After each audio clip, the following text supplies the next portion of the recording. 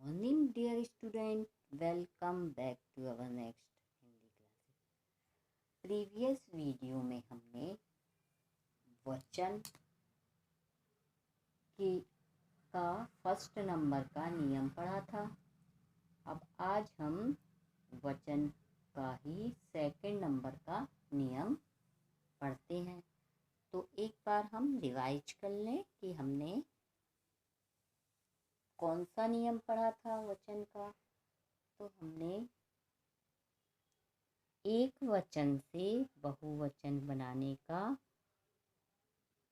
नियम पढ़ा था असंबंधी, कि यदि किसी शब्द के अंत में आ की मात्रा आती है तो उस आ जब हम बहुवचन में उसको परिवर्तन करते हैं तो क्या कर देते हैं, आ की मात्रा लगाकर उस शब्द में क्या लिख देते हैं, ए ऐनक का, या आ की मात्रा हटाकर ए की जगह ए और उसमें चंद्र बिंदी लग जाती है। जैसे उदाहरण हमने पढ़ा था कि जैसे पंखा, तो पंखा में किसकी मात्रा आई, आ की।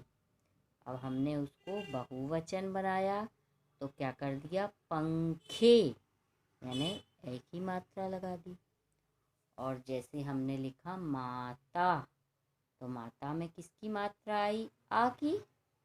अब उसमें जब हमने उसको बहुवचन में परिवर्तन किया तो क्या लिख दिया, माताएं, ए लिख के ऊपर चंद्र बिंदी।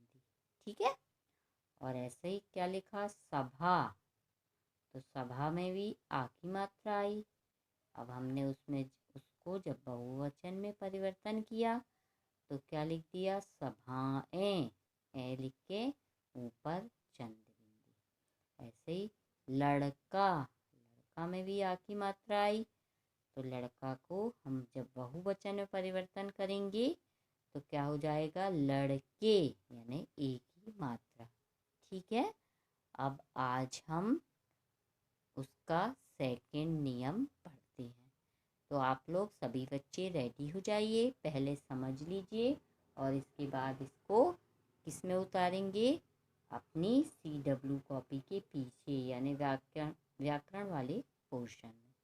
ठीक है। तो हम सेकंड नियम इसका पढ़ते हैं। इसका सेकंड नियम है, जिन स्त्रीलिंग शब्दों के, यानी वो शब्द कैसा हो, स्त्रीलिंग। ठीक है। अंत में छोटी ई, अब छोटी ई यानी इसको इकारांत भी कहते हैं, यानी कि शब्दों के अंत में ई का प्रयोग, है ना, जिन शब्दों के अंत में ई का प्रयोग होता है, या बड़ी की मात्रा हो तो उसमें या और उसके ऊपर क्या, चंद्र बिंदी जोड़ने पर, तथा अंत के दीर्घ स्वर को ह्रस्व करने से बहुवचन हो जाता है। ठीक है।